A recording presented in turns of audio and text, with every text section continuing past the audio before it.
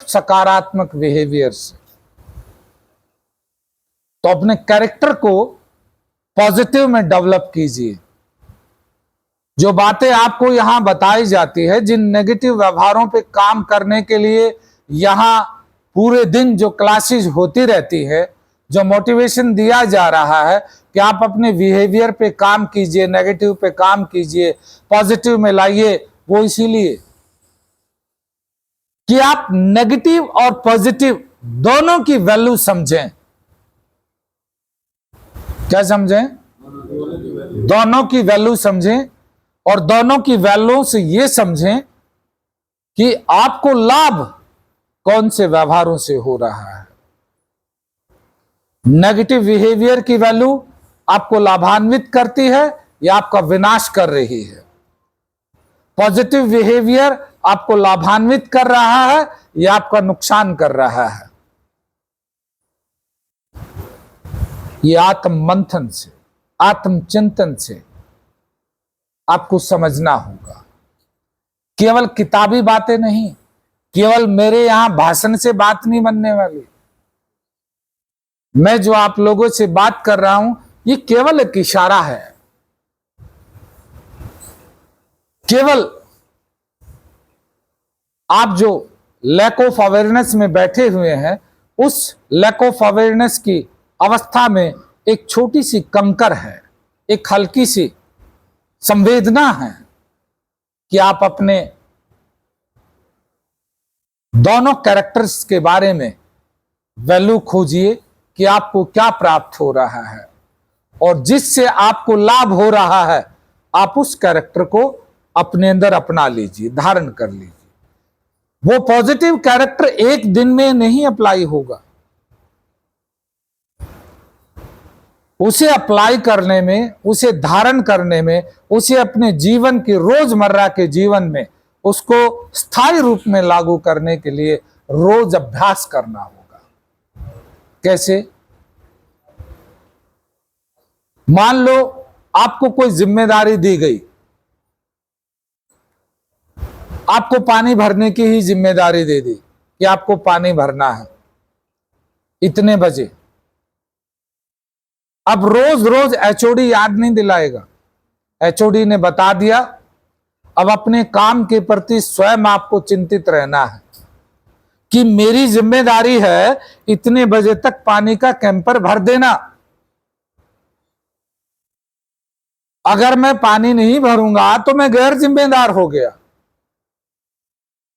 पहले भी मैंने अपनी जिम्मेदारियां नहीं उठाई थी, जिनके कारण ना मुझे प्रतिष्ठा मिली, ना मुझे प्यार मिला, ना मुझे इज्जत मिली, ना विश्वास किया गया, और उन सब चीजों की कमी में मैं बैड सोसाइटी में चला गया।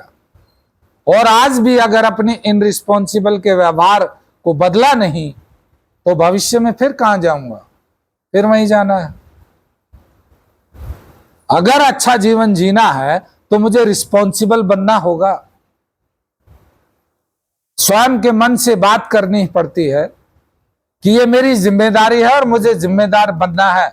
मैं जिम्मेदार बनकर जब यहां से बाहर जाऊंगा तभी तो लोग रिस्पेक्ट करेंगे, तभी तो लोग प्यार देंगे, तभी तो लोग विश्वास करेंगे।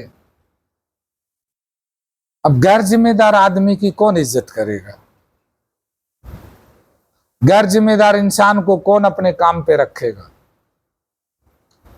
गैर जिम्मेदार इंसान के ऊपर कौन पैसा खर्च करेगा कि ले भी तो बिजनेस कर ले? किसी के व्यक्तित्व में रिस्पॉन्सिबिलिटी दिखाई देगी, समय की पंक्चुअलिटी दिखाई देगी, ऑनेस्टी दिखाई देगी। माँ बाप खुद ही पैसा लगा देंगे, माँ बाप की छोड़ो दूसरे लोग पैसा लगा देंगे कि भाई तू अच्छा इंसान है, तेरा चरित्र अच्छा है और हम तुझे काम में शामिल करते हैं, या तुझे काम की जिम्मेदारी देते तो इस काम को कर, और वो लोग उस काम को चला भी देते हैं। क्यों? क्योंकि उनके अंदर पॉजिटिव बिहेवियर है, उनके चरित्र में वो क्वालिटियां हैं, उनका वो सकारात्मक चरित्र ही अपने लिए सारी सकारात्मक चीजें खींच लेता है। इसीलिए यहां पर आपको छोटी छोटी जिम्मेदारियां दी जाती हैं, लेकिन आपका बीमार दिमाग क्या कहता है? हम यहां नशे का इलाज लेने आए हैं कि हम यहां काम करने आए हैं? इलाज क्या है? हमारे समाज में अभी तक यही नहीं पता कि ये बीमारी पैदा कैसे होती है, तो इलाज कैसे करेंगे?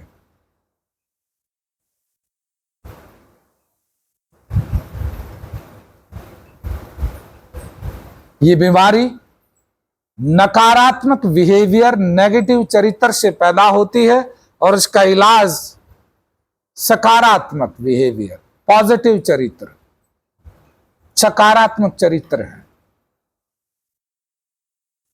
जब आपके व्यक्तित्व में ये सकारात्मक गुण बढ़ जाते हैं, आप इनकी वैल्यू समझ जाते हैं, आपको जो इसका बेनिफिट, जो फ्रूट मिलता है, वो फ्रूट पाने के बाद आपके भीतर से स्वयं ये चिंता उभरनी शुरू होती है कि नहीं यार, नशा करके ये अच्छी जिंदगी खोनी नहीं है मुझे, ये आजादी मुझे खोनी नहीं है, ये रिस्पेक्ट, ये प्यार मुझे खोना नहीं है, ये स्वास्थ्य मुझे अपना खोना नहीं है।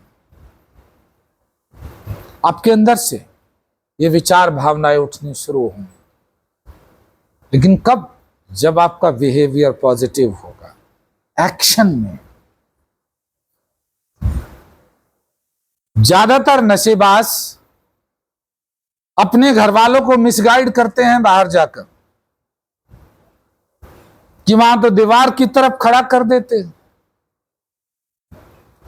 दीवार की तरफ खड़ा करना कोई सजा है?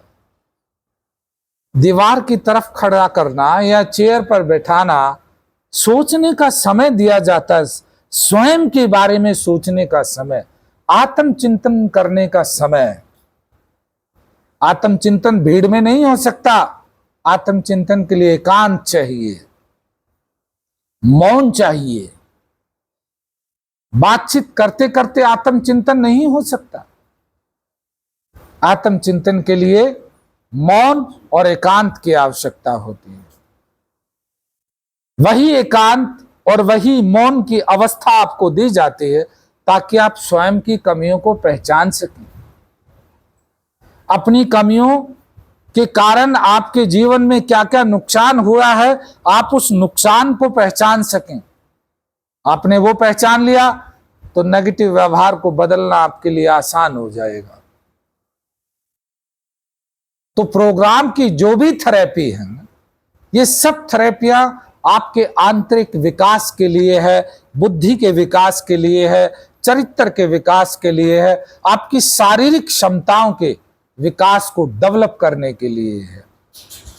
लेकिन आपका बीमार दिमाग खुद भी नेगेटिव वैल्यू निकालता है और परिवार को भी जाके भ्रांतियां देता है, भ्रमित करता है। क्यों? क्योंकि दोबारा आपको भर्ती ना कराया जाए।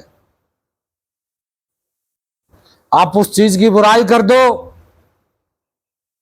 कितना शाना दिमाग होता है नशेड़ी का। अपनी गलती को एक्सेप्ट नहीं करता, दूसरे की कमियां दिखाकर उसमें कमियां निकाल देता है कि उसकी गलती है, मेरी नहीं है मां, वो तो उसने ऐसा कर दिया। ये शानपत्ती ही दोबारा नशा कराती है। ये समझदारी ही आपको बताती है कि पीले पीले कुछ नहीं होता, एक आध बार तो चलता है। कौन देख रहा है तुझे यहां? ये आपकी भीतर की शानपत्ती है, आपको नशा कराती है। तो आपके अंदरूनी बीमार दिमाग की समझदारी के परिणाम पास्ट की जिंदगी में देख लो, ताकि आज की जिंदगी में आप छोड़ सको, भविष्य की जिंदगी में आप छोड़ सको और आप इसके नुकसान से स्वयं को बचा पाएं।